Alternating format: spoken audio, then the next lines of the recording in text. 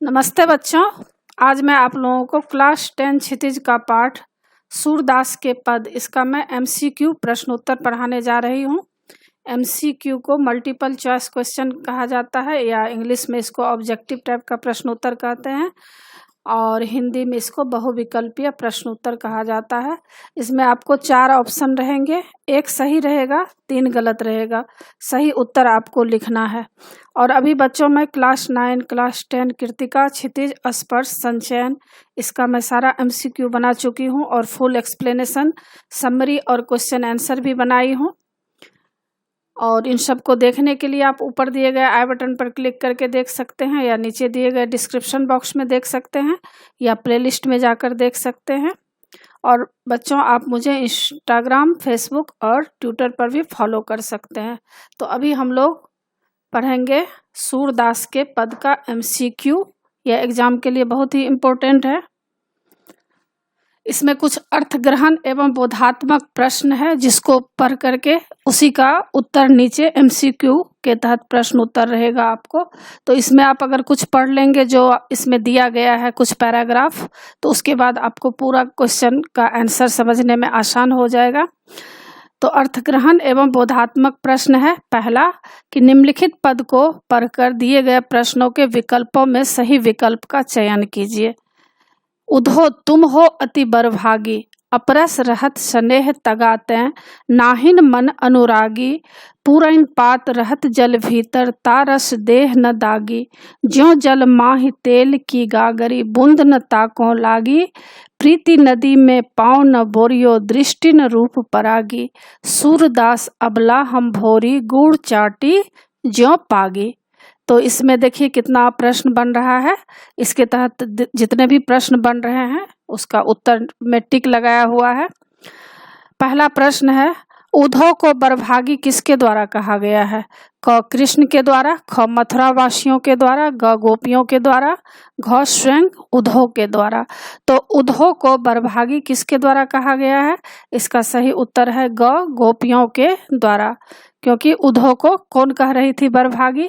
गोपियां कह रही थी कि आप बरभागी मतलब हे उधो तुम तो बहुत ही भाग्यवान हो कि तुमको कृष्ण तुम्हारे साथ हैं, तुम्हारे साथ साथ रहते हैं। तो गोपियां उद्धव को कही थी। तो इसका उत्तर ग है, गोपियों के द्वारा। उद्धव को बरभागी गोपियों के द्वारा कहा गया है। इसमें देखिए ग लिखा हुआ है। दूसरा प्रश्न है अपरस शब्द यहाँ क्या अर्थ है? अपरस शब्द का यहाँ क्या अर्थ है? क सूखा, ख अनासक्त, ग दुर्भाग्यशाली, घ निर्विकार। तो अपरस शब्द का यहाँ क्या अर्थ है? इसका सही उत्तर है ख अनासक्त। यानी अपरस शब्द का अर्थ अनासक्त है क्योंकि कृष्ण के समीप रहकर भी उद्धव उनके प्रेम से अछूते रहे हैं। तो इस तरह से इसमें समझाया गया है। तो आपको आसान हो जाएगा और समझने में और याद भी हो जाएगा अच्छी तरह से। तीसरा प्रश्न देखिए क्या है। गोपियों ने उद्धव की तुलना किससे की है? क कमल के पत्ते से, ख तेल की गगरी से, ग कमल के पत्ते एवं तेल की गगरी दोनों से, घ सूखी नदी से। तो गोपियों ने उद्धव की तुलना किससे की है? इसका सही उत्तर है ग कमल के पत्ते एवं तेल की गगरी दोनों से। यानी उद्धव को कमल के पत्ते व तेल की गगरी जैसा बताया गया है क्योंकि पानी में रहकर भी इन पर पानी की बूंद नहीं ठहरती है, फिसल कर गिर जाती है।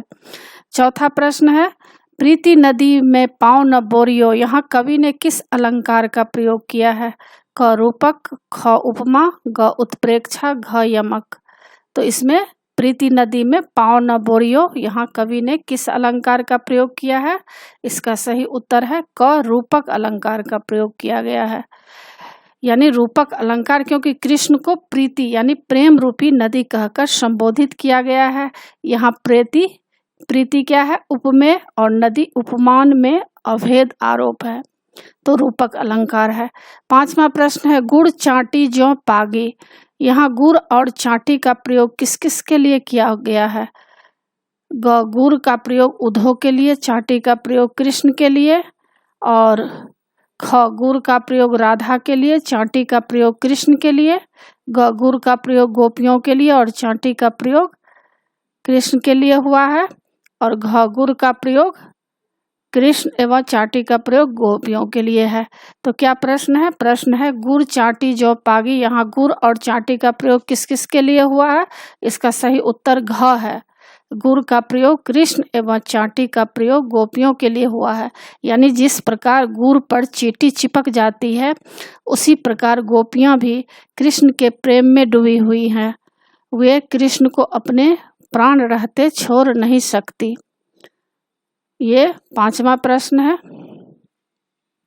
आगे देखिए, और MCQ प्रश्न आगे भी है। अब यहाँ से शुरू होता है कि सूरदास जी का जन्म कब हुआ था? क सन 1478 ईस्वी में, सन 1448 ईस्वी में, सन 1468 ईस्वी में, सन 1498 ईस्वी में। तो सूरदास जी का जन्म कब हुआ था? इसका सही उत्तर है सन 1478 ईस्वी में, यानी 1478 में। दूसरा प्रश्न है सूरदास की मृत्यु कब हुई थी?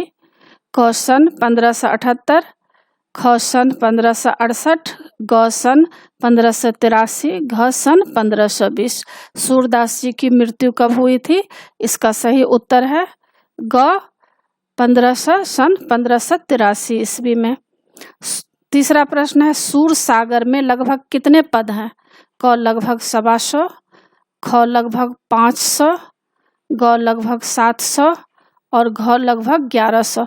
तो सूर सागर में लगभग कितने पद हैं? तो इसका सही उत्तर है ख लगभग 500। चौथा प्रश्न है निम्नलिखित में कौन सी रचना सूरदास की नहीं है? क सूर सागर, ख सूर सारावली, ग साहित्य लहरी और घ साहित्य अमृत। तो इसमें से 3 तो जानते ही होंगे कि सूर सागर, सूर सारावली और साहित्य लहरी जो है सूरदास जी की रचना है, और घ जो है साहित्य अमृत, यह सूरदास की रचना नहीं है। तो इसका उत्तर सही होगा घ साहित्य अमृत। 5वां प्रश्न है सूरदास ने अपने साहित्य में किसको प्रमुखता दी है? क राम को, ख कृष्ण को, ग निराकार ब्रह्म को, घ राजाओं की कथाओं को। तो सूरदास ने अपने साहित्य में किसको प्रमुखता दी है? इसका सही उत्तर है ख कृष्ण को। छठा प्रश्न है सूरदास के साहित्य में किस रस की प्रधानता है? क वात्सल्य रस, ख वीर रस, ग भयानक रस, घ हास्य रस। तो सूरदास के साहित्य में किस रस की प्रधानता है? इसका सही उत्तर है क वात्सल्य रस की प्रधानता है। यानी सूरदास के साहित्य में वात्सल्य रस की प्रधानता है। 7वां है सूरदास के साहित्य में किस भाषा की प्रमुखता है? क अवधी भाषा, ख राजस्थानी भाषा, ग ब्रज भाषा, घ बुंदेली भाषा। तो सूरदास के साहित्य में किस भाषा की प्रमुखता है? इसका सही उत्तर है ग ब्रज भाषा। 8वां प्रश्न है सूरदास के साहित्य में किस गुण की प्रधानता है? क ओज गुण, ख प्रसाद गुण, ग माधुर्य गुण, घ निर्गुण। तो सूरदास के साहित्य में किस गुण की प्रधानता है? इसका सही उत्तर है ग माधुर्य गुण।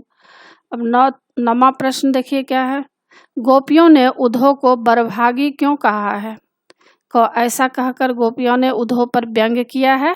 ख गोपियां क्योंकि उद्धव बहुत ही भाग्यवान है।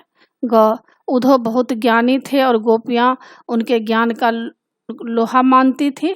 घ वे कृष्ण के सखा थे, इसलिए उनको बरभागी कहा गया है। तो क्या है प्रश्न? क्या है प्रश्न? यह है कि गोपियों ने उद्धव को बरभागी क्यों कहा गया है? तो इसका सही उत्तर है क, यानी ऐसा कहकर गोपियों ने उद्धव पर व्यंग किया है।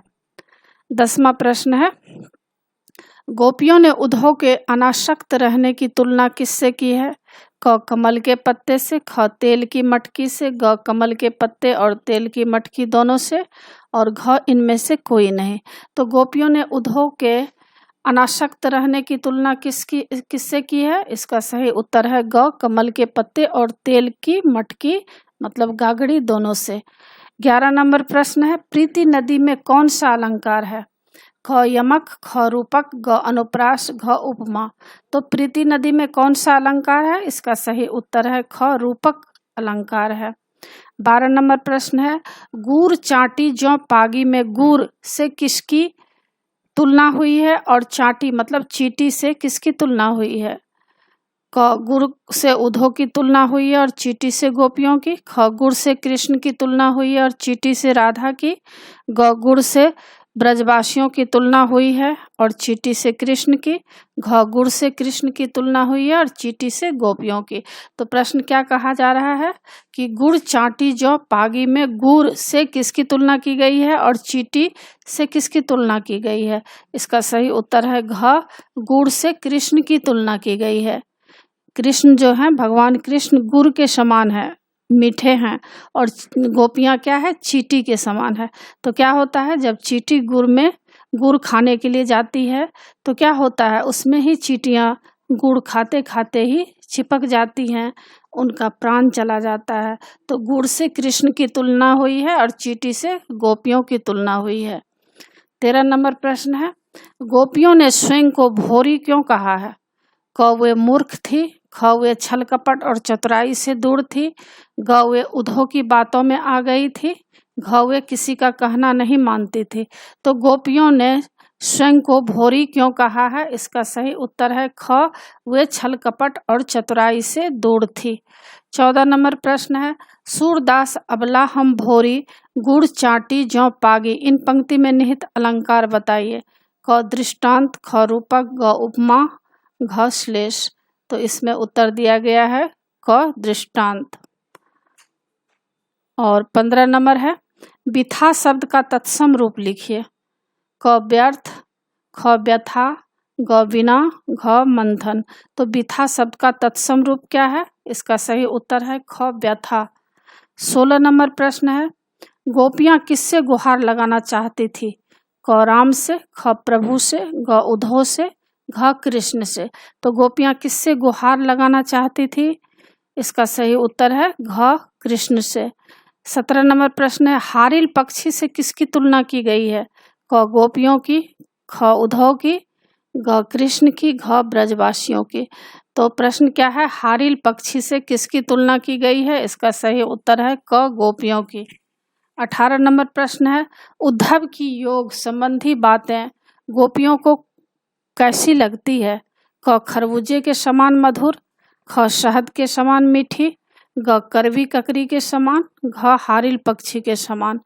तो क्या है, उद्धव की योग संबंधी बातें गोपियों को कैसी लगती है। यानी जब उद्धव जी गोपियों को योग की बातें मतलब ध्यान संबंधी बातें समझाते हैं तो गोपियों को कैसी लगती है। इसका सही उत्तर है ग करवी ककरी के समान। करवी किसको कहा जाता है, जो नीम के समान करवा होता है, तो करवी ककरी के समान उसको लग रहा है ये बातें। 19 नंबर प्रश्न है, गोपियों ने कृष्ण को किस प्रकार धारण किया। क मन से, ख कर्म से, ग वचन से, घ उपरोक्त सभी तरह से। तो गोपियों ने कृष्ण को किस प्रकार धारण किया था। इसका सही उत्तर है उपरोक्त सभी तरह से, यानी मन, वचन और कर्म तीनों तरह से गोपियों ने कृष्ण को धारण किया था। 20 नंबर प्रश्न है, जकरी शब्द का क्या अर्थ है। क व्यर्थ होना, ख रटना, ग जर्जर होना, घ दुखी होना। तो जकरी शब्द का क्या अर्थ है। इसका सही उत्तर है ख रटना। 21 नंबर प्रश्न है, गोपियों ने योग रूपी व्याधि किसे देने की सलाह दी है। क जो बीमार हो, ख जो ईश्वर भक्त हो, ग जो कृष्ण को ही भगवान माने, घ जिसका मन चक्री के समान चंचल हो। तो गोपियों ने योग रूपी व्याधि किसे देने की सलाह दी है। इसका उत्तर है घ जिसका मन चक्री के समान चंचल हो। 22 नंबर प्रश्न है, मधुकर शब्द का प्रयोग किसके लिए हुआ है। क गोपियों के लिए, ख भौरे के लिए, ग कृष्ण के लिए, घ उद्धव के लिए। तो मधुकर शब्द का प्रयोग किसके लिए हुआ है। इसका सही उत्तर है घ उद्धव के लिए। 23 नंबर प्रश्न है, कृष्ण ब्रज से जाते समय अपने साथ गोपियों का क्या चुरा ले गए थे। क गोपियों का मन, ख माखन, ग दही, घ शहद। तो कृष्ण जब ब्रज जा रहे थे उस समय अपने साथ गोपियों का क्या चुरा ले गए थे। इसका सही उत्तर है क गोपियों का मन। 22 नंबर प्रश्न है, गोपियों के अनुसार सच्चा राजधर्म क्या है। क प्रजा का पालन, ख प्रजा के सुखों का ध्यान रखना, ग प्रजा को बिल्कुल न सताना, घ उपर्युक्त सभी। तो गोपियों के अनुसार सच्चा धर्म क्या है। इसमें ये तीनों आ जाएंगे। प्रजा का ठीक ढंग से पालन करना चाहिए, प्रजा के सुखों का ध्यान रखना चाहिए और प्रजा को बिल्कुल सताना नहीं चाहिए। तो उपरोक्त सभी सही है, घ नंबर सही है। 25 नंबर प्रश्न है, हरि है राजनीति पर ही आए, जाहि डैश जाहि सताए।